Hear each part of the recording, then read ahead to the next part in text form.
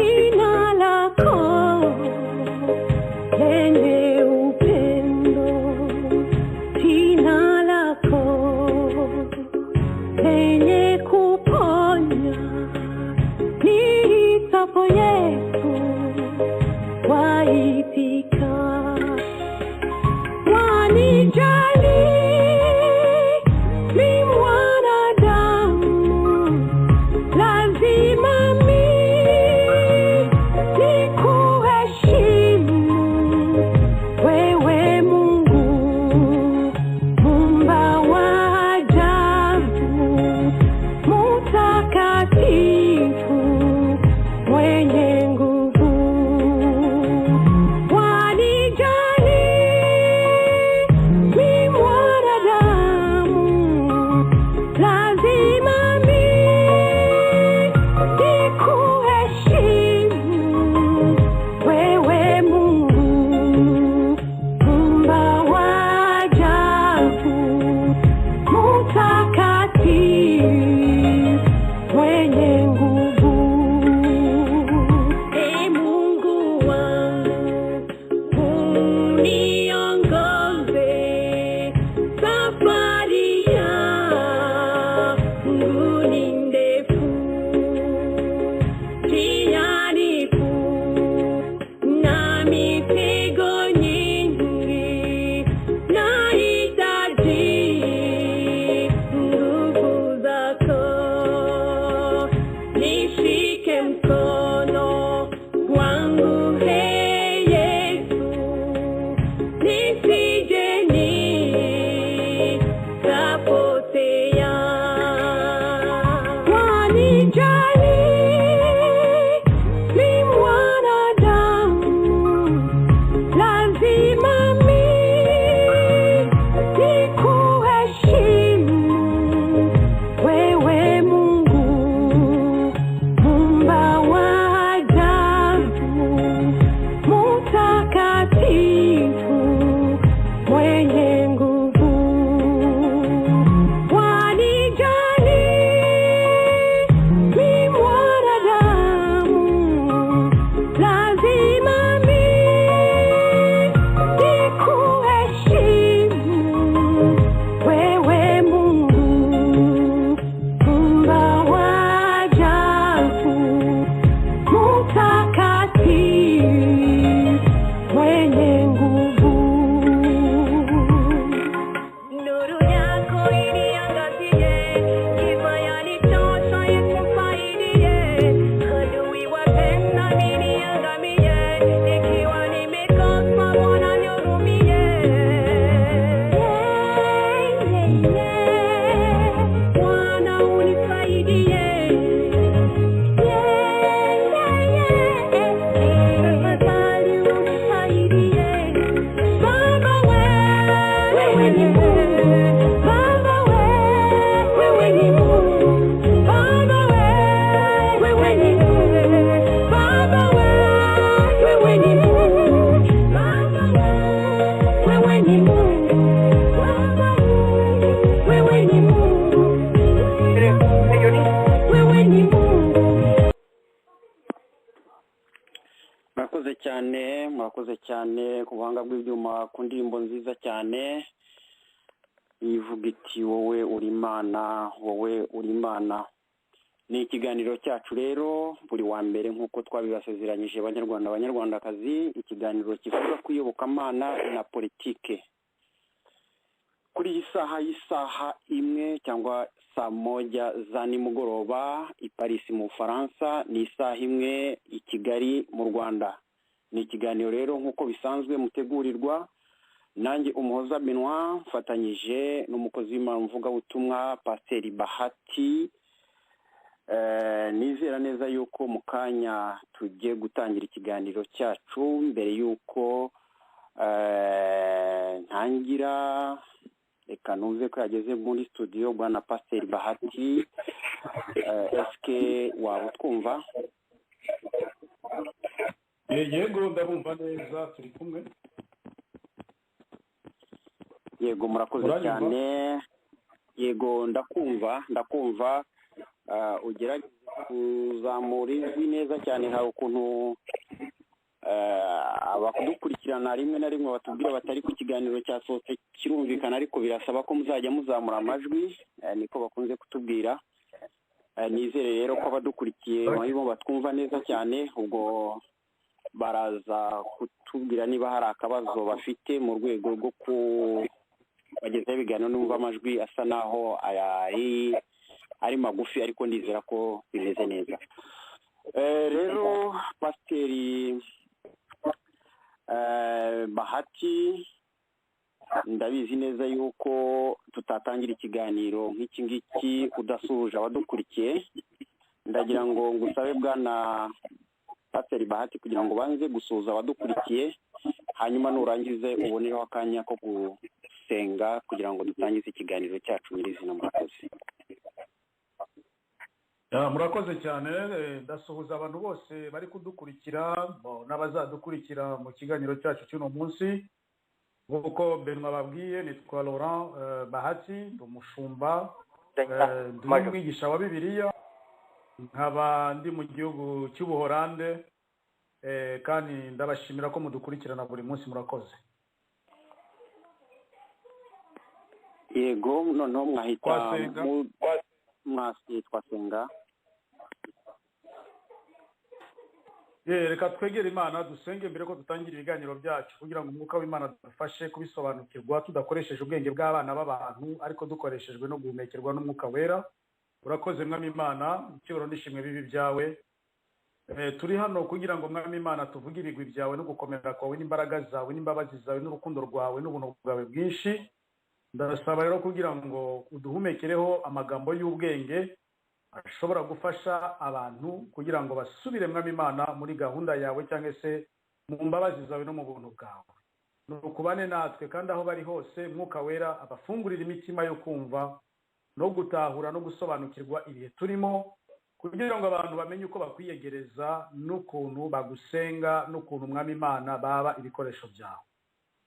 Urabizi ko u Rwanda n'ibindi bihugu bituranye nabyo bisa nk'aho ari ibihugu bifite umuvumo w'intambara zidashira n'amatiku n'inzangano n'amacakubiri n'umwiryane, ariko ni igisubizo kiri mu maboko yawe, nta wundi muntu ubifitiye igisubizo atari wowe. Rero turakwiyambaza kugira ngo ubuntu bwawe bwigaragaze, kandi wongere uhuze abantu, uhuze abanyarwanda babumwe, bakundane, baba bavandimwe, umuntu wese ababare mugenzi we, kuko biteye isoni kubona turutwa n'abanyamahanga bitwa abapagani bashyira hamwe batagusenga, bagakundana, bagafashanya, ariko abitwa ngo baturuka mu karere k'ibiyaga bigari bafite hafi 45 babizera, ariko turi mu mwiryane n'intambara zidashira. Dutegereje kubona ukuboko kwawe guhindura amateka nk'uko wahinduriye Abisirayeli. Ubuntu n'imbabazi zawe bibane natwe mu izina ryawe ryera. Amen. Amen, amen. Banyarwanda, banyarwandakazi, rero nanjye nkuko natangiye mbibwira, nitwa Umuhoza, nkaba Umuhoza Beno, ntuye mu Bufaransa. Ikiganiro rero cyacu kigiye gutangira, ariko mboneho umwanya wo kubasuhuza aho muherereye hose ku isi, abatwumva ndetse n'abazatwumva, abazakomeza kutwumva, kuko ibiganiro nk'ibi ngibi bikomeza kubikwa ku buryo igihe icyo ari cyo cyose aho ufungura ikiganiro bacyumva. Ndasuhuza rero nabo dufatanyije cyangwa se abo turi kumwe mu buhanga bw'ibyuma bakomeje kudufasha kugira ngo amajwi yacu abashe gusohoka neza kandi agere ku batwumva neza cyane. Rero nk'uko Banyarwanda, Banyarwandakazi, bakristu, bayoboke b'amadini atandukanye mwagiye mwumva ikiganiro cya mbere twakoze, iki ni ikiganiro cya kabiri. Umuntu atavuga ko gitandukanye cyane n'icya mbere, ariko ibibazo nyirizina turagenda tubigarukaho, aho tugaragaza cyangwa se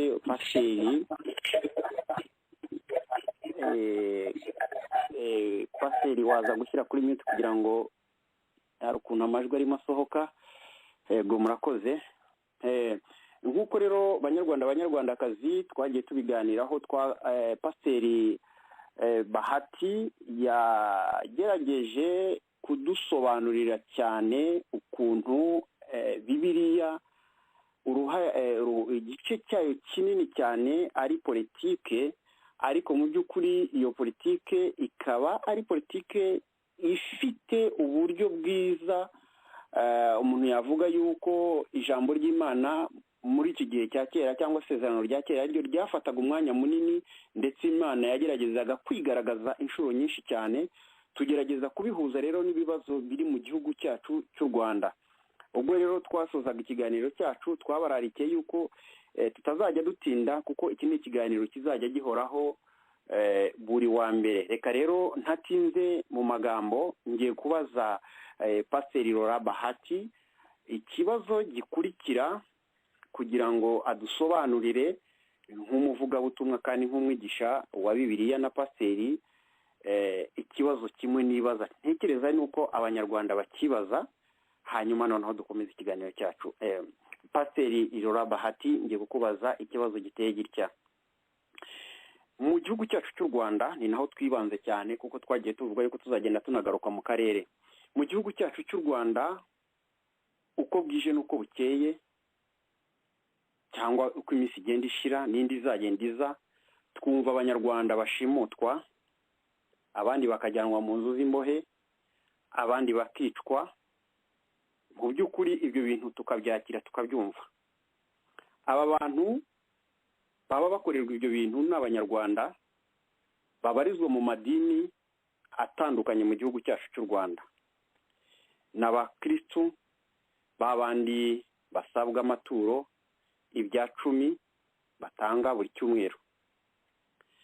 Ariko mu by'ukuri iyo bano bantu bashimuswe, abayobozi b'amadini atandukanye, ubwo ndavuga abayobozi b'amadini atandukanye, birinda birangira ahubwo byumva ku mbuga nkoranyambaga, mu maradiyo atandukanye, mu miryango mpuzamahanga irengera uburenganzira bwa kiremwamuntu, ariyo atabariza uwo mukristo watangaga ibya 10 n'amaturo. Ba pasiteri, ba bishopu, ba apotre ntibagerageza kuboneka ngo bagire icyo bavuga kuri aba bantu bashimuswe. Aba bantu iyo bafunzwe bagasohoka muri za gereza igihe kigeze wenda, kuko bafite imiryango bakomokamo ya gikristo, ndavuga amadini, iyo basohotse akenshi iyo bageze mu rusengero twumva yuko bagiye gutanga ubuhamya bakakirwa, ndetse ngo hakavugwa za haleluya nyinshi, bikarangira basabwe yuko bazatanga icya 10 n'amaturo, cyangwa se basabwa gutanga ituro ry'ishimwe kuko bavuye muri gereza. Nyamara aba bakristo amakuru menshi atubwira ko igihe baba bari muri za gereza, igihe baba bafunze, ubwo ndavuga ku bafunze, ubwo nayo imaze kuva ku kibazo cy'abashimuswe batavugirwa, aba bantu ntabwo akenshi ba pasiteri cyangwa se ba bishopu cyangwa ba apotire bajya bakunda kugaragara bagiye kubasura aho bafungiye mu magereza.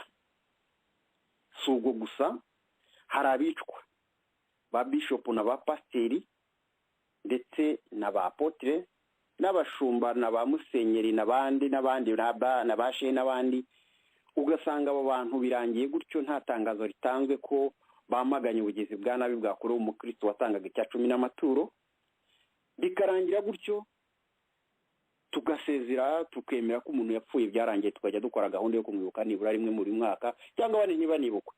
Bwana Pasiteri Laurent Bahati, uri umuvugabutumwa, twatangiye tuvuga ko ijambo ry'Imana cyane cyane Bibiliya harimo politiki. Bibaza yuko guceceka kw'abo bakozi bitwa ko ari ab'Imana hejuru y'abo bantu bashimutwa, bitwa, bafungwa hirya no hino, ibyo bintu bibakorerwa, byaba ari politiki umuntu yavuga yuko igendanye n'iyobokamana? Ijambo ni iryawe Pasiteri. Murakoze cyane kumpa ijambo no kumbaza icyo kibazo. Ndasa gato nugaruka mu by'ikiganiro cy'ubushize twavuganyeho, twaganiriyeho kuwa mbere w'ubushize. Wibuke muvandimwe Benwa ko nakubwiye ngo buriya abaturage bafite ahantu habiri bashyiramo imbaraga zabo n'ubuzima bwabo, ni amatsinda abiri, ni muri politike no mu iyobokamana. Umuturage agomba kuba abarizwa mu gihugu kimuyobora n'ubwenegihugu bwe, kandi umuturage akagira n'aho abarizwa mu byo twakwita vie spirituelle cyangwa se ubuzima bwo mu mwuka mu buryo bw'idini. Idini rikitwa ko rihagarariye umuturage mu buryo bw'iyobokamana, guverinoma cyangwa leta ikaba ihagarariye umuturage mu buryo bw'imibereho myiza n'ubuzima busanzwe. Aho rero abaturage bahashyira imbaraga cyane, bagendera ku mategeko y'ubwoko bubiri. Bagendera ku mategeko ya leta ibayobora, bakongera bakagendera ku mategeko y'amadini barimo. Urumva ko ni ibintu bibiri basaba imbaraga. Bakoresha imbaraga nyinshi mu mafaranga yabo, mu mitungo yabo, nko mu mategeko ya Kayizari nk'uko bikwiye, bagasora, bagatanga imisanzu, ibintu byose bigakorwa, bakishyura amazi, imiriro mu mazu yabo, internet n'ibindi bisabwa mu buzima bwa buri munsi. Ariko byagera ku idini, bakariha amafaranga idini ritari bubaha amashanyarazi, ritari bubaha amazi, ritari bubaha icyo ari cyo cyose, ahubwo idini bakaritera inkunga y'amafaranga yabo, kandi mu mitima yabo mu by'ukuri baba bigishwa yuko bakorera Imana, cyangwa se ngo bari kwirundanyiriza ubutunzi, ngo imirimo izabaherekeza. Nuko ikinyoma cya Bibiliya kibabwira ngo bitange cyane, imirimo yabo izabaherekeza. Niyo mpamvu yo gutanga ibya 10 n'amaturo. Inyigisho z'ibya 10 n'amaturo nazigishijeho imyaka 5-6 itambutse. Abazazishaka bazazikurikirana mbere, kuko ni ibya 10 birimo ibinyoma n'amaturo arimo ibinyoma mu isezerano rishya. Ariko reka tugaruke cyane ku kibazo wambajije. Mu by'ukuri ijambo kwitwa abashumba, Yesu yavuze ku ijambo ryitwa umushumba, agenda atanga ibimenyetso cyangwa se ibigaragaza umushumba nyakuri. Umushumba yita ku ntama, kuvuga araziragira mu rwuri rwazo, zishakira ibyo zirya, kandi azicungira security, umutekano, mu gihe cyose isega ryaza kumunyaga intama, cyangwa se isega intare yaza kumunyaga. Ababaye abashumba barabizi, sinabaye umushumba wo kuragira inka cyangwa ihene cyangwa intama, ariko ndabizi mu buzima busanzwe ko umushumba acungira umutekano amatungo yiwe. Yesu rero aravuga ngo ati jewe ndi umushumba mwiza, niwe wiyise umushumba mwiza. Ibyo tubona mu gitabo cya Yohana Evanjiri ku gice cya 10, baze kuhasoma. Yesu niyongeye kuvuga abandi bashumba bazabaho n'abazaza. Niwe wivuze ko ari we mushumba mwiza wenyine, niwe wihamirije. N'intumwa ziwe zaramuragiriraga, zikamuzanira abantu ngo Yesu ababere umushumba. Abanyarwanda cyangwa se abantu bo mu karere k'ibiyaga bigari, kandi ni ikibazo basangiye n'abandi banyafurika, n'abantu badashobora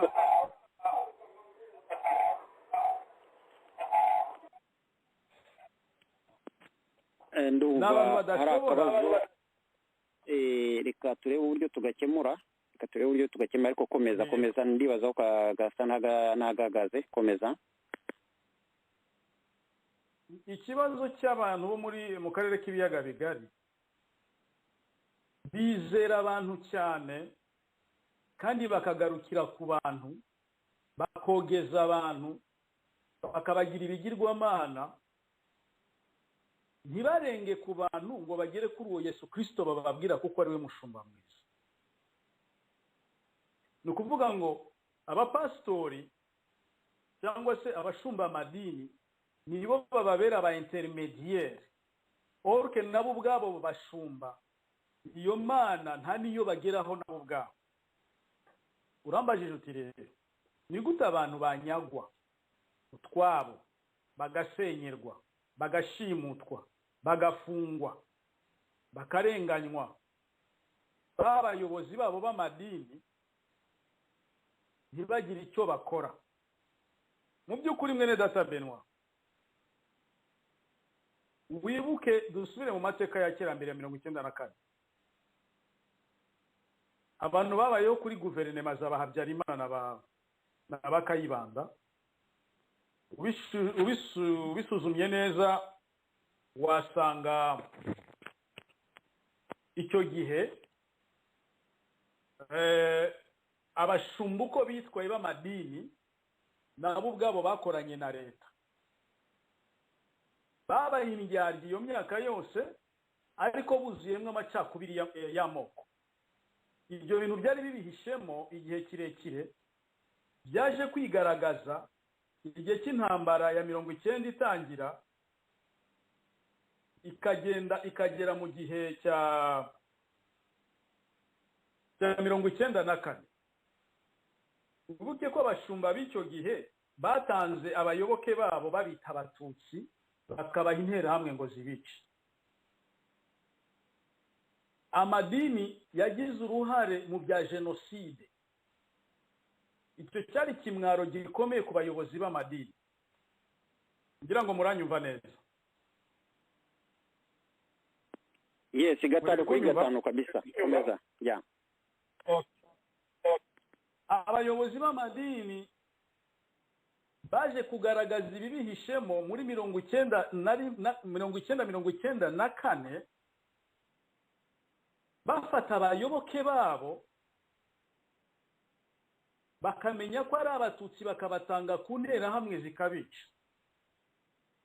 Yaba ari Kiliziya Gatolika, leta ya Kigali irayibirega, yaba ari ayo madini yandi y'abaprotesta, bose bagiye bagira uruhare rwo gutanga abayoboke babo bakabicisha bakabagambanira.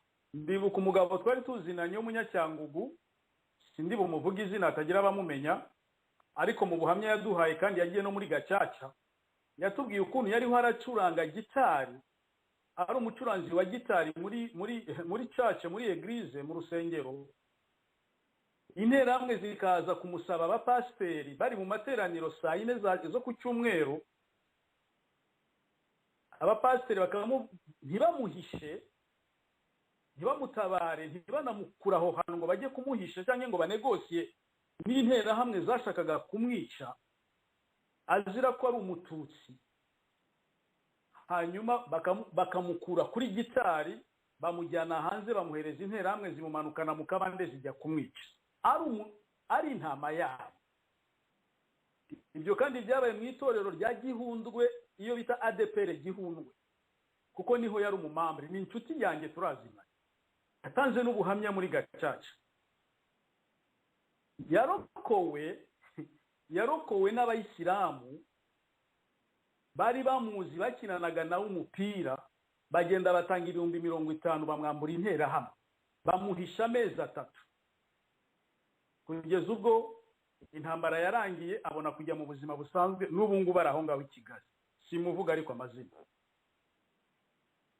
Icyo shaka kuvuga rero niki, amadini mu gihe cy'intambara avant 94 afite isoni n'ikimwaro kuri leta iriho, kuko batagize icyo bamara mu gihe nk'icyo. Abaje rero nyuma, amadini yadutse nyuma ya 94 ku butegetsi buri hubu, nabo bashatse kwigira abamarayika na intimidation n'iterabwoba bafite, kuko bafite ikimwaro, ntibashobora gutinyuka kugira imbaraga ziruta za leta mu gihe cyose leta ifite abantu yikanga yuko bayibangamiye mu butegetsi bwayo, cyangwa se nimba hari abaturage b'abayobozi bafite gahunda yo kwambura abaturage babo ibyabo, nta muyobozi w'idini ushobora gutinyuka kugira icyo ajya kubaza ku bayoboke be. Ndetse n'ubu tuvugana Benoit, ubu tuvugana, shaka kukubwira ngo abo bayobozi b'amadini ni hahandi wa mwuka w'abadayimoni wakoresheje b'abayobozi b'amadini ba 94 mbere ya 1994 ni nawo mwuka uri gukoresha biki gihe. Ubu bageze nabo ubwabo aho bagambanirana, bakagambanira abayoboke babo. Abatagambaniye abayoboke babo, iyo bumvise ko umuyoboke wabo hari icyago kimugezeho cyo gushimutwa, gufungwa, gusenyerwa, kwamburwa, ntabwo abo bayobozi b'amadini bashobora gutinyuka ngo bagira icyo babaza n'icyo bavuga, kuko ikintu kitwiyobokamana mu gihugu cyo mu karere k'ibiyaga bigari nta gaciro Imana ihafite, kandi ibitewe n'abiyita abakozi b'Imana ari abakozi ba Satani. Kubera iki? kubera ko mu isezerano rya kera icyitwaga umuhanuzi cyangwa se umutambyi yabaga afite imbaraga n'ubushobozi n'igitinyiro kiva ku Mana kimuriho, icyatumaga uwo muhanuzi ashobora gutinyuka umwami n'ibikomangoma bye n'abatware, akababwira icyo Imana iri kuvuga ku gihugu. Ibi bihe turimo rero ntibishoboka, kuko Imana ivugisha abo yimitse kandi ikabaha igitinyiro n'icyubahiro. Abapagani n'abategetsi b'isi bagatinya uwo muntu kuko bamubonamo presence y'Imana. None se Benoit, abantu barajya kuvugira abayoboke babo, nta gikundiro cy'Imana kibariho, nta bwiza bw'Imana bubariho, nta hishurirwa ry'Imana bafite, n'abantu bahakirizwa, n'abantu bishakira indamu, n'abantu bishakira imibereho, n'abantu bishakira icyubahiro, n'ababusinessman, kugeza nubwo bajya gufata inguzanyo mu mabanki ngo barubakire Imana isengero. Imana bayisabira inguzanyo ngo bayubakire isengero, bariyubakire inyungu zabo, amaduka yabo, amabotike bakabeshyera Imana ngo ni Imana bari kubakira. Abantu rero badafite ubwenge, badashishoza, siritu abantu bo mu karere k'ibiyaga bigari, bahubuka, badashishoza, badakontrola, bagatanga imishahara yabo, bagatanga imitungo yabo, ubwabo bakisubiza mu bukene kubera ubujiji. Ntibishoboka rero ko abo bantu badafite igikundiro cy'Imana, batimitswe n'Imana biyimitse ubwabo, batinyuka kujya kurenganura no kubariza abayoboke babo akarengane bafite, kuko ntibimitswe n'Imana, nibo ubwabo biyimitse kubw'inyungu zabo. Sinzi ko ikibazo cyawe ngisubije neza. Rero ndangiza, bwabuswa n'ubujiji abayoboke babo bagahita bajya mu makanisi iyo barokotse icyago cyo kwicwa cyangwa se gufungwa, ngo bagiye gutanga ituro ry'ishimwe. Uratanga ituro ry'ishimwe ku bantu batigeze bakurenganura, batigeze bahaguruka ngo bakuvugire. Uzarebe mu muryango muri famiye, iyo papa w'abana afunzwe, famiye zose zirahaguruka. Iyo umwana mu muryango ahagurutse afunzwe cyangwa agahohoterwa, imiryango irateranika kuri iyo bwabaga ngo afungurwe agarurwe. Mu masengero ntago ari za famiye, mu masengero ni za business. Niyo mpamvu iyo umuntu ageze mu byago ari mu membre wa eglise, ntacyo eglise yamumarira, kuko n'aba businessman. Ndaguha urugero rufatika, tuvuge ku biri kuba tudaca ku ruhande. Iyo Rusesabagina agambanirwa n'umuntu usanzwe utari umupasiteri cyangwa se umubishop, byari kumvikana rwose, iyo ni imikino ya politiki ibaho n'ibisanzwe. Ariko gutinyuka umuntu ufite kariya kane ka pastorale yashyize ku ikoti, agahagarara n'imbere y'abantu akavuga ngo ni bishop, ni apotre, akagambanira umuntu wamwizeye nk'umuntu w'Imana, akamutanga mu maboko ya Kayizari. I'm telling you, ibi bintu ntibishobora guha ubwenge abayoboke b'amadini ngo bace ubwenge, bamenye ko bayoborwa n'amasegaryana. Yesu yaravuze ngo genda umushumba mwiza, bambajirije barabajura n'abanyazi. Nibyo twavuze n'ubushize. Yesu niwe mushumba mwiza. Abanyarwanda ntibashaka kuyoboga Kristo mu mitima yabo ngo ababere umushumba, bo bakunda ibigaragara. Niyo mpamvu kugeza ubu abantu bakiramya ibigirwamana, bagisenga ibigirwamana, basenga ibiboneka, bakaramya ibiboneka, bakogeza ibiboneka. Yesu utaboneka uri mu mitima, ntibiyumvisha ko bamufite mu gihe batari kumwe n'abana b'abantu babayobora mu iyobokamana. Sinzi ko ikibazo cyawe ngisubije neza. Murakoze. Urakoze cyane Pasiteri Laurent Bahati ku bisobanuro byawe byiza cyane. Umuntu aramutse yumvise ibisubizo utanze ashobora guhita avanamo ibibazo byinshi cyane, cyangwa se akabura n'icyo avuga agaceceka kumbirwa, kuko uravuga ibintu bikomeye kandi mu by'ukuri bigaragarira buri wese iyo abyumvise. Aho watangiye uvuga uti mu by'ukuri abapasiteri bafite isoni n'ikimwaro gikomeye, kuko byonyine urugero utanze mu 1994 mu Rwanda, igihe habaga jenoside yakorewe Abatutsi, nyuma y'iyo ntambara byagaragaye ko amadini yijanditse muri ibyo bintu, uhereye kuri katolike ukamanuka no ku baprotestant. Icyo ni ikintu kimwe mu bintu by'ikimenyetso gihari umuntu atiriwe agiye mu byanditswe muri Bibiliya. Ubwo turavuga mu gihugu cyacu cy'u Rwanda, aho mu by'ukuri usanga muri za gereza harimo ba pasiteri. Tugiye ngira ngo ibintu byitwa bishop na za apotre byari bitaratera, ibyo bije nyuma y'intambara, ariko abapasiteri bafunzwe mu Rwanda ni benshi cyane, yewe n'abapadiri bagiye bagaragara muri ibyo bintu ni benshi cyane.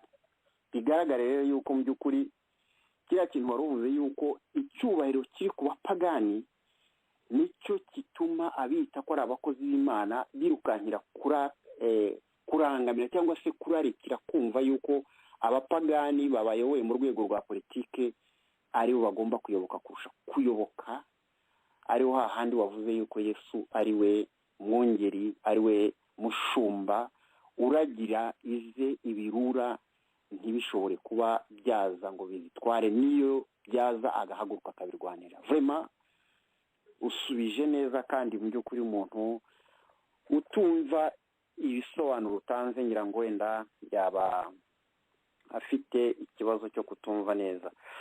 Rero tugiye gukomeza tukubaza ibibazo, ngiye kukubaza ikibazo gishimikiye nanone kuri ibyo ngibyo, kugira ngo abantu bakomeze bumve kandi tunabaha umwanya wo kuzajya batanga ibibazo byabo, nuko babahe nomero ya telefone cyangwa se nomero ya telefone yacu ya WhatsApp babona imbere yabo. Reka nkubaze ikindi kibazo kimwe gishamikiye kuri ibyo ngibyo. Kera igihe mu isezerano rya kera mu by'ukuri Bibiliya igaragaza yuko abahanuzi bahanuriraga cyane abami, kandi abami umuntu washatse yavuga yuko aribo bayobozi b'igihugu cyangwa se ba perezida b'ubu ngubu b'ibihugu. Ni nako bimeze. Abo bami rero babaga bafite abahanuzi bakabahanurira, bakababwira icyo Imana ishaka, cyangwa se ku bundi buryo Imana igatuma umuhanuzi, umwami cyangwa perezida wa repubulika hari ahantu yateshutse. None Pasiteri Laurent Bahati, kuki ibintu byahindutse tutakibona abahanuzi baza kuhanurira abayobozi b'igihugu? Usibye ko hari aho numvise perezida w'u Rwanda Paul Kagame yigeze kuvuga ati genda ashaka kubonana Imana jewe nayo live, tureba n'amaso ku maso, ikajya inyibwirira, kuko niba yemera ko ndi perezida yagombye no kwemera yuko nagira icyo mbwira abanyarwanda. Ndakubaza rero icyo kibazo, ni gute uyu munsi abahanuzi bataboneka kandi bahanura ibintu by'ukuri dushobora kubona ko bifite ukuri bifatika, bishobora no kuba icyo byahindura ku mibereho y'abaturage bahanganye? Ni ibyo nyine n'ubundi ngomeza kukubwira. Iyo abantu bihagurukije bakiyimika ubwabo, bakiyita abakozi b'Imana, bakiyita intumwa, bakiyita abahanuzi, bakiyita abashumba, ibikorwa byabo bakora nibyo biba bizabakoze isoni. Reka nkubwire ijambo rimwe. Ikintu giteye isoni nka mbere y'intambara, mu makuru mfite cyangwa se mu byo nakurikiranye, ntabwo nari ndi yo mbere y'intambara, ariko muri imyaka itambutse yose twumvise amakuru kandi nayimpama abantu bose barayamiriza. Message ya situation ya kiriya gihugu cy'u Rwanda, inkuru mfite n'abandi bafite, bavuga ko leta ya Habyarimana na guverinoma ye ngo bigeze guhanurirwa n'umugabo witwa Magayane. Babanza ari mu myaka za 78 79 simbizi, ariko numvaga ari kera, ngo ababwira ubutegetsi uko buzasimbura. Ariko nshaka kumenya ko Magayane yaba yari umupasiteri cyangwa yari igiki mu mwiyobokamana. Bambwira ngo ntacyo yari aricyo cyose, ngo yari umuntu gusa wahanuraga akoresheje ibyo bita indagu, impano karemano kavukiriza ku muntu, akavuga ibizaba bikaba. Iyo uganire n'abanyarwanda bamuzi cyangwa se ku ma YouTube bakubwira bati mu by'ukuri by'uriya mugabo yavuze byose tugenda tubibona. None dore ikibazo giye mpita nibaza, ni gute Imana yasimbutse abapastori bari muri icyo gihe, muri iyo myaka, kuri iyo ngoma ya Habyarimana, abo muri za Kiliziya Gatolika, abo muri za Anglikane, za Presbyterienne, za Methodiste, za Baptiste, za Lutherienne n'andi madini y'icyo gihe, abitwa abakozi b'Imana bariho icyo gihe, ntibabihishurirwe ahubwo bikabwirwa umupagani, Imana ikabishurira umupagani, akaba ari ubibwira guverinoma y'icyo gihe yari iriho ya leta ya Habyarimana. Kuki? Kuko iyo Imana igiye guhishura ibintu, ntabwo ihishura ngo ivuge ibintu bihwanye n'irari ry'abantu n'ibyo kamere z'abantu zishaka, ahubwo Imana ihishura amagambo akubita za kamere z'abantu ngo zicishwe bugufi. Ntibishoboka rero ko abapasiteri nk'abo biyita abakozi b'Imana bimitswe ubwabo, bakimikwa n'abantu b'abamisiyoneri b'abazungu n'abasenyeri n'abapadiri n'abapasitori ntazi, ngo Imana ibe yabacishamo message bayishyira aba autorite. Ntibishoboka Benoit. Impamvu bidashoboka ni uko icyambere abo bapasiteri ni abanyacyubahiro, icya kabiri ni abashakandamo, ni ugutungwa n'amaturo n'ibya cumi n'ibyubahiro byo kwita abakozi b'Imana. Ikindi ni abanyabwoba. Message nk'izo zije ntabwo Imana yazibanyuzamo kuko batazivuga uko zikwiye kuvugwa. Niyo mpamvu Imana ihitamo kuzinyuza mu bantu bitwa ko ari abapagani batizera, kuko abo bazivuga uko ziri nk'uko umwuka w'Imana bishaka. Icyangombwa ni uko zigera kuri ba nyenezo. Icyo ni icya mbere. Icya kabiri giteye isoni, nagiye numva amakuru avuga ko ngo perezida w'u Rwanda Kagame ngo hari abantu bagiye bamugezaho message Imana yabahishuriye. Ariko ndibuka ka video kamwe numvise avuga ngo kuki iyo Mana nanjye tazi kanyibwirira nkuko nawe bivuze. Ni gute message iva ku Mana ishobora kujyanwa n'umuntu uturutse iyo ngo za Rusizi Cyangugu, uturutse iyo ngo za Kanyarira, uturutse iyo ngo za Kizabonwa, uturutse iyo ku Isumo, umuturage utanazwi akaba ari uza gutanga message zikakaye akazihereza ubuyobozi cyangwa perezida w'igihugu cyangwa se guverinoma. Sometime arazitanga akicwa akaba yapfa, sometime ashobora kuzitanga ntiyicwe bakamureka akagenda bakamwihorera kuko Imana imugiriye ubuntu bwo kumwongerera kubaho. I don't know, ariko kenshi iyo umuntu atanze message nyakuri zivuye ku Mana zicyaha perezida w'igihugu cyangwa umwami cyangwa umuministre cyangwa umusirikare uwo ari we wese, akenshi abantu ntabwo Imana izitanga kugira ngo inezeze kamere muntu, izitanga kugira ngo kubite kamere muntu ice bugufi. Ibyo tubizi kuri message za Yeremiya, tubizi kuri message za Eliya kuri Ahabu, tubizi kuri message za Mikaya imbere ya Ahabu nyine, message za Ezekieli, za Yona, za Hosea, za Maraki, za Zefania, za Zekariya, zari message zikakaye zityaye kuko zaracyahaga izo kamere zo kutumvira Imana. N'Abisirayeli nizo bari bafite, ni même chose, ni kimwe. Igiteye isoni rero ni iki? Ubundi izo message zikakaye kandi zikomeye zicyaha abategetsi cyangwa zicyaha guverinoma yitwara nabi, ntago zakagombye kujya gutangwa n'abasivile. Ubundi zari message zakagombye gutangwa nabo biyita abakozi b'Imana. Par exemple nko mu Rwanda turumva ngo harabitwa ba Rutayisire Antoine, harabitwa bagitwaza banavuyeyo bajya gushakira amaramuka handi, abitwa ngo ni ba Rugagi, ngo ni ba Rwandamura, ngo ni ba sinzi n'abandi nagiye mbibagirwa amazina. Abo nibo bakagombye gutwara izo message kuko bo bitwa ko ari abakozi b'Imana, bakitwa yuko ari abashumba bazwi bafite abayoboke benshi babakurikira, ariko kuko ari abanyabwoba en plus bakagendera ku ijambo rivuga ngo rutamvaho bitanturukaho. Icya gatatu akavuga ati sinshaka kwiteranya na leta.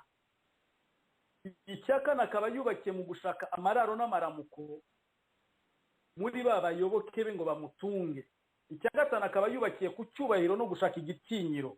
Ntabwo abantu nk'aba Imana ishobora kubanyuzaho message, izazinyuza ku bandi. Njya mbibona no kuri YouTube abadamu bambaye udutambara bahanura bavuga ibigiye kuba ni gutyo. icyo byose ntabwo byakagombye kuvugwa n'abayoboke, byakagombye kuvugwa n'ababayobora. Ndagaruka rero, mesaje yose icyaha kamere muntu ntabwo Imana ipfa kuyiha uwibonye wese. Niyo mpamvu kino gihe muvandimwe Benwa bigoye kubona abantu baza bagahanurira leta cyangwa se bagahanurira kominote naka, itsinda naka, bakaribwira ibigiye kuribaho, sauf iyo uje kubabwira ibyiza. Imana ibahaye amamodoka, Imana ibazamuye mu ntera, Imana irabaguye, u Rwanda ruzanyuramo imihanda yizenguruka mu kirere, hagiye kuba paradizo, hari ubukungu bw'amabuye y'agaciro ari ku musozi naka, ni Uwiteka mbwiye, rabashanda rabasatakira bakavuga muri za ndimi zabo, abo bahabwa mikrofone. Hari ngo wigeze kuzenguruka u Rwanda nawumvise ngo aragenda arahanura aravuga ngo nta ntambara izaba muri iki gihugu kiretse imyaka 100 nirangiye, ngo bazengurukana na drapo y'u Rwanda. Naramukurikiye kera ashize igihe, ariko ndamureba mpita nibuka umuhanuzi witwaga Mikaya wahanganye n'abahanuzi hafi 450 imbere y'abami babiri witwa Ahabu na Yehoshafati, mu gihe umwuka w'Imana wari umaze ngo guteranya imyuka yose, ngo hanyuma ngo Imana irabaza iti ngo ninde uzashuka Ahabu ngo aguye mu ntambara kugira ngo ibyahanuwe na Eliya risohore. Ngo umwuka umwe uravuga uti ngo jyewe nzamushuka. Ngo noneho ngo Imana irawubaza iti uzabigenza gute? Uwo mwuka uravuga uti jye nzajya mu bahanuzi be, mbakoreshe. Kandi ibyo byavugwaga na Mikaya. Mikaya ngo abwira umwami ngo nuko bimeze, ngo kandi nugenda ugatabaruka uzamenye ko ntari umuhanuzi wa Isirayeli. Baramufata Mikaya baramufunga. Yari amaze kubwira umwami ko atibeshya ngo aragaba igitero ku mwami Benihadadi kuko azahita apfa, kandi niko byagenze. Ariko Mikaya nawe kumuzana byatewe n'umwami witwaga Yehoshafati, yavuze ati oya, ibyo abahanuzi 400 simbyemera. Eske nta wundi muhanuzi uhari? Kuko bari abami bubaha Uwiteka. Umwami yubahaga Uwiteka ni Yehoshafati, ariko undi ntiyubahaga Imana. Ahabu yari yaranze Imana kubera ibigirwamana n'amapfuti ye n'ibyaha bye no gusenga ibigirwamana. Ariko uwubaha Imana aramubwira ati ntabwo nizeye iby'ubu buhanuzi. Eske nta wundi muhanuzi uhari? Umwami mugenzi we kugira ngo amwikure aramubwira ngo hari uwundi uri aho ngaho, ngo ariko ntajya mpanurira ibyiza, ngo hanurira ibiteka ryose. Undi aramubwira ngo ya ntacyo bitwaye, muzane nawe tumwumve. Ababwira ayo magambo rero maze kuvuga. Ariko ibyo yababwiye byasohoreye kuri Ahabu. Ntabwo yagarutse, ntabwo yatabarutse, bagaruka amahoro. Rero ntibishoboka iyo igihugu kivurungana kigakora ibidakwiye gukorwa cyangwa umutegetsi, hanyuma ngo uzabona abapasiteri cyangwa abapotre cyangwa abaki batinyuka kujya kumubwira. Oya, ntibishoboka. Kubera iki? Ubwoba, isoni, kwikura amata mu kanwa, gutinya ko yafungwa, gutinya ko yakwicwa. Ntibishoboka mu gihe ngiki. Ibyo rero biraterwa n'iki? Biterwa nuko uhereye ku isoko y'abitwa abakozi b'Imana baba baratukishije Imana bakayitesha agaciro, noneho bigatuma n'abapagani n'ubutegetsi buriho nabwo butesha y'Imana agaciro. Imana ikaba expired mu bantu, mu baturage. Kiretse igihe Imana izavugurura ibintu mu mitima y'abantu, ikazana amaraso mashya n'imitekerereze mishya n'inyigisho nshya n'abakozi bashya n'abategetsi bashya, icyubahiro cyo kikazongera kikagaruka. Bitari uko ntago bishoboka. Sinzi ko ngusubije neza. Usubije neza cyane, nta nubwo uransubije, kandi reka nanjye ngira icyo mvuga watinye kuvuga. Ubwo nawe uzikubita agashyi n'ugatinye ko bavuga abo bantu baba bagenda bahanura babeshya abanyarwanda. Nubwo mubaza nanjye hari utwo ngenda nkuramo nibuka twagiye tubaho. Hari bishop umwe witwa ni Bishop Rwandamura, niwe muntu nuzise ngo wazengurutse u Rwanda rwose agenda ku mbibi zose arusengera, avuga yuko mu by'ukuri mu Rwanda nta ntambara izongera kuhaba. Ariko nk'uko warubivuze mu kanya gashize uvuga kuri Rusesabagina, araregwa ngo ingabo ze zateye zikinjira mu Rwanda zigatera abaturage bagapfa, abandi bakicwa, ngo abandi bagasahurwa, ngo ntituvuze abasirikare bapfuye. Iyo sinzi n'umuntu yashyira muri kategori y'intambara. ariko reka tuve kuri icyo ngicyo nivugeho gatoya gusa ko uwo mukozi w'Imana Rwandamura mu minsi yashize ari mu bantu bamwe bafunzwe mu Rwanda niba nibuka neza, yafunganywe n'abandi bapasiteri ngira ngo bari barimo na Rugage, ariko baje kugira aho bararekurwa. Ariko kuva Rwandamura yafungurwa ntabwo ndongera kumva uyu mu bishop agira icyo abwira abanyarwanda cyangwa se yongera kugira icyo avuga. Aho niho hahandi wigeze kuvuga yuko abategetsi iyo bafite ububasha no gukomera, abakozi bitwa ko ari ab'Imana babona mu cyubahiro cy'Imana, hasigaye bakajya kubikubita imbere bagahanura amakosa. Nicyo nagira ngo nongereho noneho, reka bazi ikibazo kindi kimwe. Ndabona amasaha yacu arimo agenda kandi twijeje abanyarwanda ko tutazajya dutinda kuko ni ikiganiro kizagenda gihoraho, kereka ibindi wenda waba ushaka kugira icyo uvuga.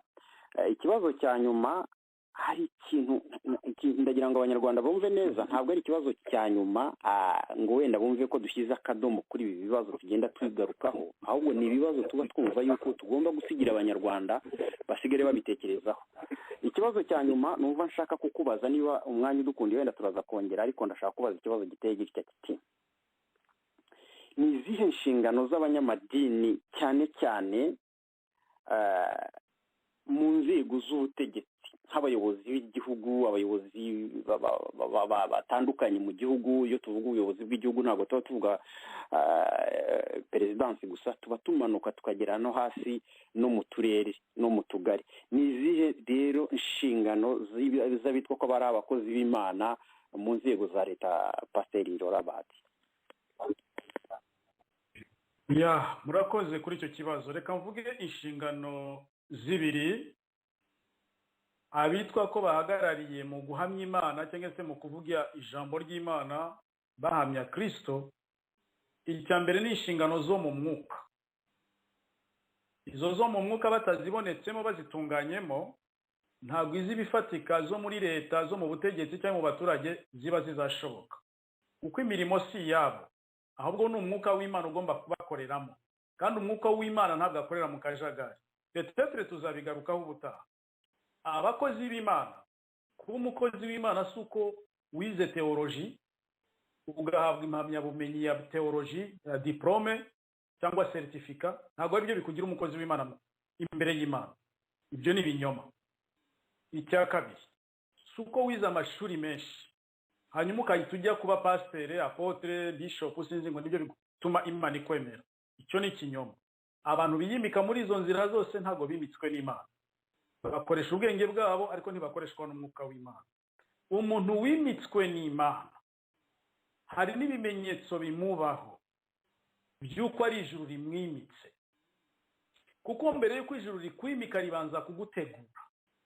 Ni ubuzima bw'urugendo rurerure buzabanza gukubita kamere yawe kugira ngo amashagaga ya kamere, amahane, intonganya, kurwana, kwikunda, irari ry'ubusambanyi, gukunda ibintu by'isi n'ibiri mu isi, kubeshya, kugambana, guha agaciro ibifatika, ibyo byose bifata urugendo rurerure ngo Imana izabikuviduremo, hanyuma uba umuntu udaha agaciro ibifatika n'iby'isi kandi utishakira icyubahiro, ahubwo ube nk'igikoresho, nk'intumwa.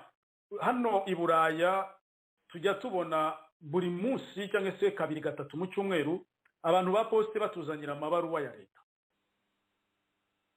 Bo bakorera umushahara, ariko ntabwo nzajya kumubaza ngo iyo baruwa ngo ivuga iki, ni ibintu ndugutumye. Ndabizi ibaruwa, ndasoma, menye adresse n'ikigo cya leta kitumye ibaruwa, sindi bukurikirana uwayizanye, ngenda reba ubutumwa buri mu ibaruwa.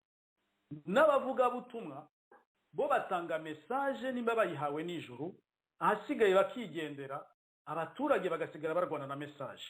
Uwo mupasiteri rero cyangwa abo bakozi b'Imana bagomba kuba ari inyangamugayo mu by'ubuzima bwabo bwa buri munsi, badakunda impiya. Pawulo yabibwiye Timoteyo, abo mu diakoni ntaba mu episkopi, ni igikorwa cyiza. Abadakunda impiya, abafite umugore umwe, atagira amahane mu rugo rwe, azi kwakira abashyitsi, ni principe zisaba umuntu kugira ngo yitwe umukozi w'Imana. Cyane cyane ariko ari umuntu wigishijwe n'Imana mu gupfa muri kamere, ahubwo abo umuntu ushyitse mu nshingano z'Imana. Ibimenyetso bizagaragaza rero ko aba igikoresho cy'Imana, Imana irabimuhishurira ndetse ikabinyuza no mu bandi bantu batandukanye, bakerekwa ko uwo muntu azahabwa inkoni y'ubushumba mu buryo bw'umwuka. Uwo niwe uhabwa presence y'Imana. Uwo rero ntagomba kugira aho abogamira mu buzima busanzwe. Ntabogamira mu ishyaka rya politike, ntagomba no kuba mu ishyaka rya politike na rimwe.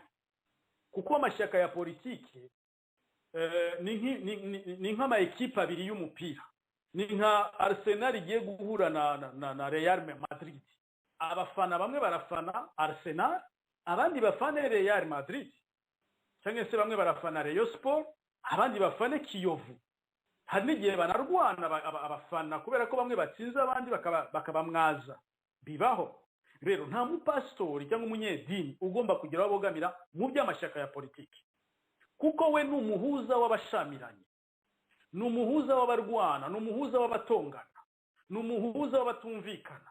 Uko niko n'abamashyaka ya politike ari abakozi b'Imana bakagombye kubumvikanisha, bakabahuza, bakabafasha mu bugenama bwo kugira ngo bataryana, badarwana, batagambanirana, badakora ibibi, bagahungabanya umutekano w'igihugu. Icyo ni cyambere.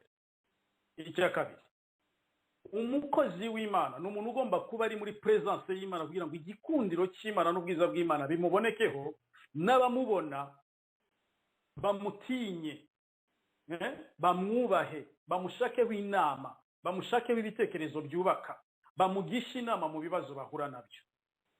Kubera ko abaturage bari muri guverinoma bari mu gihugu n'ubundi babari abayoboke baba abakozi b'Imana, babari abayoboke mu buryo bw'idini. Yaba abapadiri, yaba abapasiteri, yaba abashehe, b'abayisilamu, yaba abatemozi de Jehova, abadivantiste n'abandi, nibo bakagombye gufasha b'abanyamuryango babo, kuko n'ubundi b'abanyapolitike baba bari abamambere b'amaeglise yabo. Muri za guverinoma habamwe abakatolike, mu badepite, mu basenatere, mu basirikare, kuhera no kuri perezida, abandi n'abaprotestant, n'abapentekote, n'abanglikani, n'abapresbyterienne. Abayobozi bayo madini nibo bakagombye kubafasha, bakababera abagenama, kuko babasoma mu buryo bw'ubwenge spirituellement mu mwuka, bakamenya n'ibyo babafasha deuxièmement, baba bagomba kuba bafite n'ihishurirwa ry'ubwenge bw'ibyo bagomba gufasha guverinoma. Ibindi bisigaye byo kubaka amashuri, kubaka iki, n'inshingano z'abapasiteri gufasha abayoboke babo, gukoresha amaboko yabo kugira ngo bateze imbere igihugu n'umuryango nyarwanda cyangwa se n'umuryango w'icyo gihugu babamo. Izo nizo nshingano z'abapasiteri en fait. N'ibindi byo kuvuga ngo barakoresha ibiterane, ngo dusengera igihugu kibona amahoro, ibyo ntacyo bivuze mu gihe mwebwe abapasiteri namwe ubwanyu ijuru ritabemera. Ariko tuzi hari nk'abagabo bakomeye bapfuye, bari bafite igitinyiro, tuza bitwa ba De Souza za Nigeria, harabitwa ba Billy Graham muri Amerika, baremerwaga. Iyi periode ya Trump yarafite aba pastor, uribuka Trump apfukama hasi bakanamurambikaho ibiganza bakamusengera.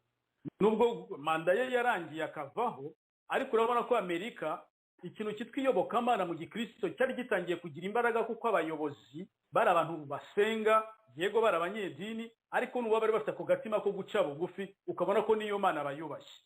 Abapasiteri bakagombye gukangurira guverinoma, leta na perezida kubigisha gusenga, kubigisha gusoma Bibiliya, kubaha amasomo y'inyigisho zo kubaha Imana. Nizo nshingano z'abafete. Twe tuhari kugira ngo tuba bahuza, duhuze Imana n'abantu, ariko byabanje ko natwe ubwacu Imana itwemera. Mu magambo make nuko nguko nagusubiza, izo nizo nshingano z'abakozi b'Imana. Tujye ku by'amoko ndangiza. Nta mupasiteri n'umwe n'umunyedini wari wese wakagombye kuboneka mu rwego rwo kubogama mu by'amacakubiri y'amoko. Never. Umupasiteri wibonera mu bwoko bw'abahutu ni umuhezanguni. Umupasiteri wibona mu ndorerwamo y'abatutsi ni umuhezanguni. Umupasiteri wibona mu ndorerwamo y'abatwa ni umuhezanguni.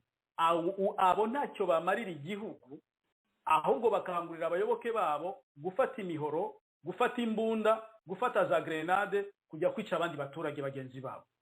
Fanatisme rero zigatuma abanyarwanda bayoboka.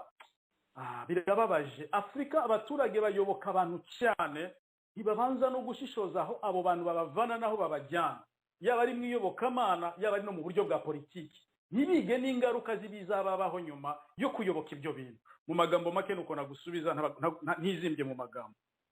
Urakoze cyane Pasiteri Laurent Bahati, nagira ngo mumenyeshe abanyarwanda n'abanyarwandakazi aho muherereye hose mukurikira radiyo iteme yuko Pasiteri Laurent Bahati ni umwigisha w'ijambo ry'Imana na Bibiliya.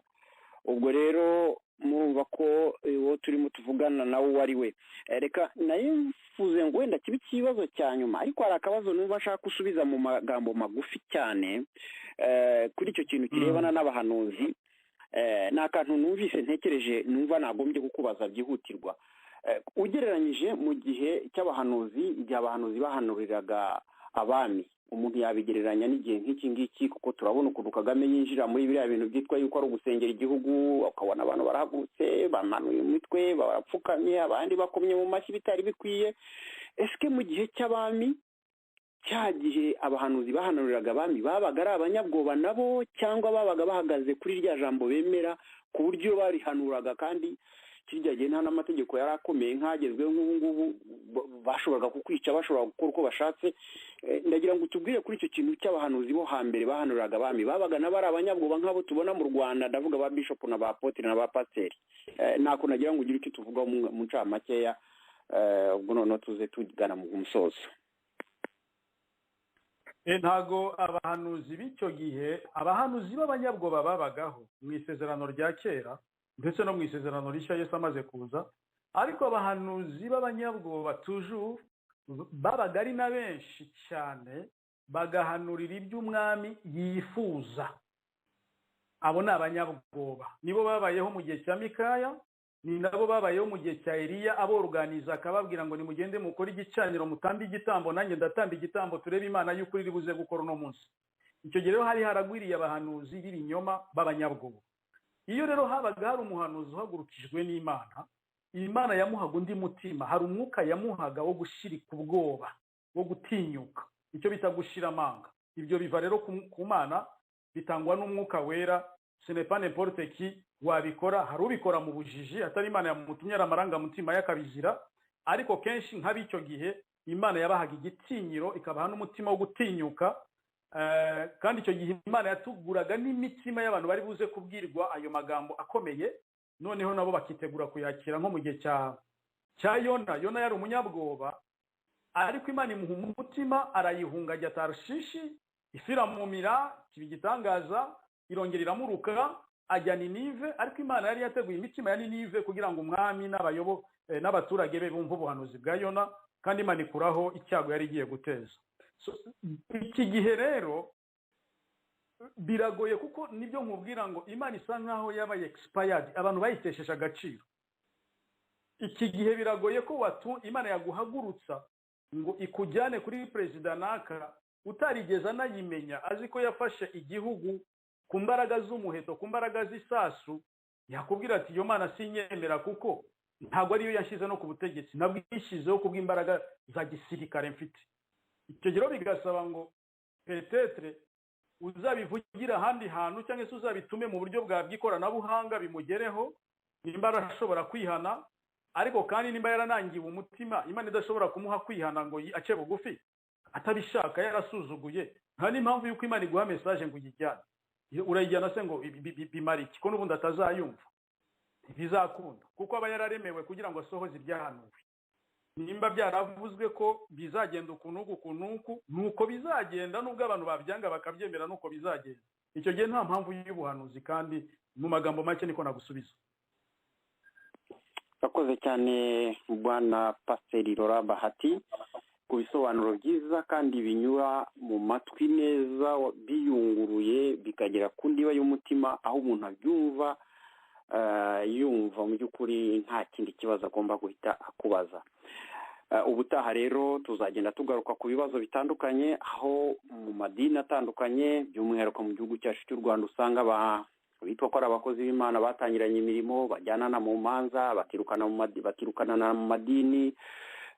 Tuzagenda tugaruka ku bujura bugaragara ku bitwa ko ari abakozi b'Imana, bagafungwa, abandi bagafungurwa, abandi bagasubira inyuma, ugasanga baragambanirana. Ibyo tuzagenda tubigarukaho, ndetse n'ibyagiye bikoreshwa mu bantu bitwa yuko bemera Imana, aho bagereranya Yesu wa wundi mu kanya Pasiteri Bahati yatubwiye ati ni jyewe mwungeri cyangwa mushumba w'ukuri, ushobora kurinda intama zanjye ntihagire n'imwe ibura, ikirura cyaza cyangwa se isega cyangwa se igisimba icyo ari cyo cyose gishobora gushimuta intama yanjye, nkahagarara imbere ngahangana nacyo.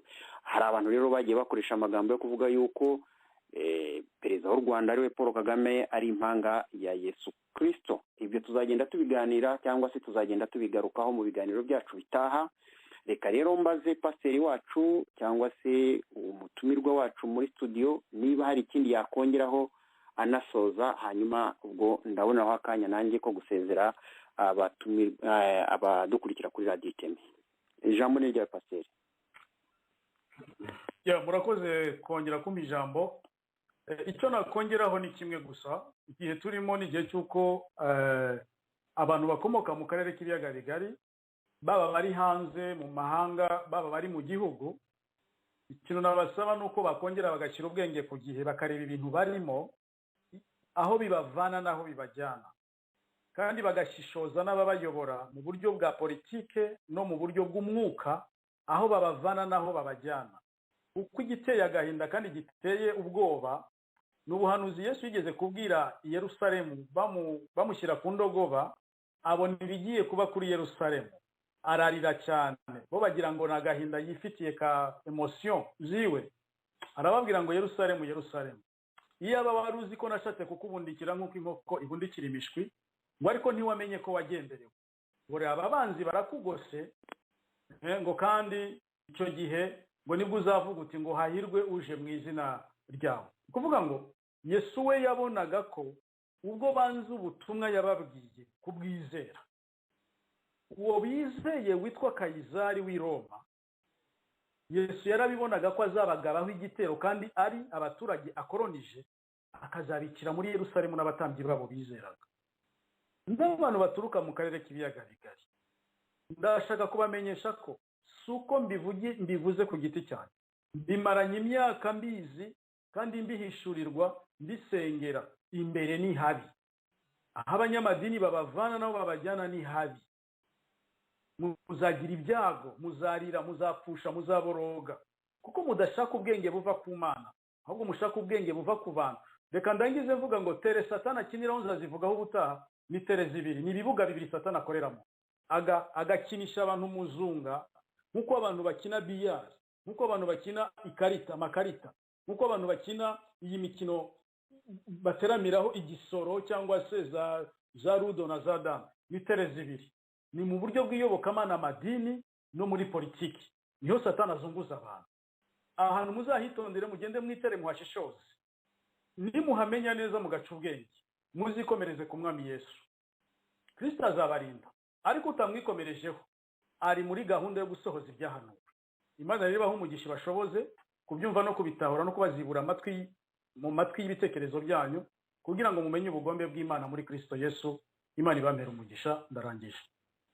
Telefone ni yayindi guteranya 31 gatandatu 8 40 11 5 49. Wagira ikibazo yambaza kuri iyo telefone. Imana ibagirire neza. Murakoze cyane Pasiteri Bahati Lola. Banyarwandakazi rero, nkuko musanzwe mubimenyereye, ni ikiganiro iyobokamana na politike gicaho kuwa mbere isaa 1 i Kigali mu Rwanda, ariyo isaa 1 i Paris mu Bufaransa. Nizera ko ikiganiro cyagenze neza. Reka rero mbabwire yuko ikiganiro twagomba kuzakora kuwa gatatu kivuga ni ikiganiro n'ubundi twagomba kuzakurikizaho, ikiganiro cyavugaga cyane ku bintu byitwa abavantara. Twavuzemo cyane ku bintu birebana n'ivangura cyangwa se amazina mpimbano atangiye kugaragara muri iyi minsi. Twateganyaga gukora kuwa gatatu, ntabwo tukigikoze kubera ko tuzaba turi muri gahunda yo kwibuka jenoside yakorewe Abatutsi. Ni ibiganiro bizacaho icyumweru cyose. Ubwo rero icyo kiganiro turarikiye abakunzi bacyo cyangwa se abifuza ko tuzakivugaho ku nshuro ya kabiri. Nibidukunda ubwo tuzakivuga n'inshuro ya gatatu, bizaterwa nuko abatumirwa bacu cyangwa se n'uburyo abanyarwanda bazaba bacyumvise. tuzagikora rero kuwa gatatu w'ikindi atari ikindi cyo kuwa gatatu hazaba hari ibindi biganiro. Banyarwanda rero, banyarwandakazi, nk'uko musanzwe mubimenyereye, twebwe tukaba dusoza ikiganiro cy'uyu munsi, ariko tubamenyesha ko yari ikiganiro gitegurwa na urunana ruharanira impinduka arike, kuko twifuza ko habaho impinduka mu mpande zose, tukareka kugenda nk'impumyi cyangwa se buhumyi. Ndashimira cyane Pasiteri Laurent Bahati, twabanye cyane muri iki kiganiro kandi yagerageje kudusobanurira neza, kandi twaba twumvise. Nkaba nshimira abo ku buhanga bw'ibyuma mwakomeje kubana natwe, kandi nkasaba abanyarwanda hirya no hino namwe mwakomeje kudukurikira, kandi muzakomeza gutanga ibiganiro byanyu nako ibitekerezo byanyu ko tuzabatumikira. Murakoze cyane rero, nakagaruka, mugira umugoroba mwiza.